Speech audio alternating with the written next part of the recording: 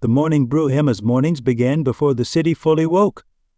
She loved those quiet minutes when London's fog still clung to the rooftops and the streets smelled of wet stone and bread from the corner bakery.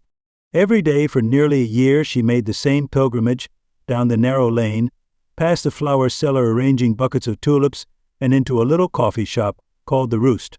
The Roost wasn't grand, just mismatched tables, a scratched oak counter, and a chalkboard menu smudged with fingerprints. But to Emma it felt like a secret pocket of the city, and at the heart of it stood Alex.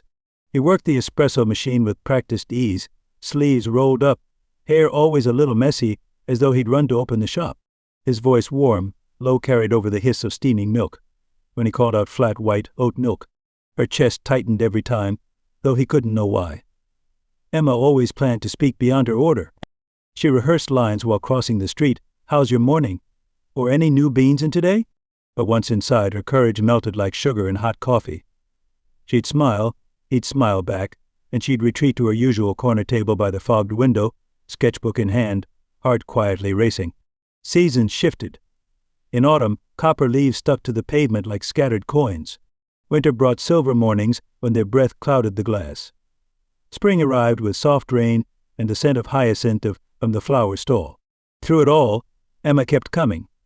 And Alex always remembered flat white oat milk, extra warm. One gray morning in early summer, the shop was nearly empty. Emma arrived to find a new song playing soft guitar, something wistful. Alex looked up as she stepped inside, and his grin lingered a moment longer than usual. "Morning, Emma," he said. She blinked. "You know my name," he laughed. "You pay with a card every day." "I see the name on the screen." Her cheeks warmed. As he prepared her drink, he glanced over. "You're an early bird. Always here before the rush. Do you draw every morning?" Emma followed his eyes to the sketchbook under her arm. "Sometimes," he admitted. "It helps me think." "What do you draw?" "Mostly people.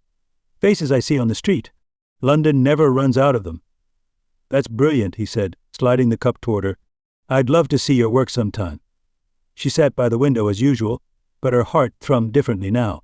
Alex had started the conversation she'd imagined for months. A week later, the rain came down in silver threads.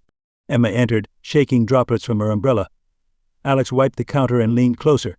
"Listen," he said, his voice almost lost beneath the hiss of the machine. "I've wanted to ask you something." Emma's pulse quickened. "Yes, I've seen you here nearly every morning for a year," he said. "I feel like we already know each other at least a little. Would you like to go out sometime? Maybe a drink that isn't coffee?" Emma smiled, nerves dissolving like foam on a latte. "I'd like that."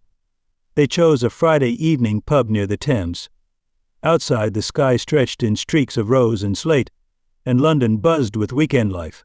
They talked for hours, favorite books, travel dreams, the hidden corners of the city. Alex confessed he'd noticed her sketches long ago, but never found the right moment. Emma admitted she'd been waiting for him to speak first. When they finally stepped onto the quiet embankment, the river reflected the lights of passing boats. Alex reached for her hand, and it felt as natural as morning sunlight through the Roost's front window. From that night on, the daily coffee wasn't just a ritual. It was the memory of how two people, separated by shy glances and the rhythm of London mornings, had finally found the courage to begin.